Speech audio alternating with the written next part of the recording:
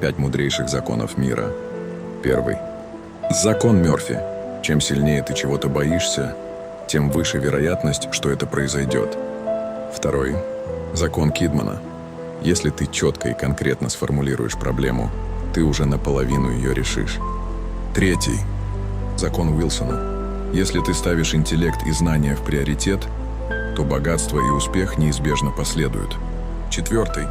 Закон Гилберта. Если ты берешься за задачу, ответственность за поиск наилучшего способа ее решения лежит на тебе. Пятый. Закон притяжения.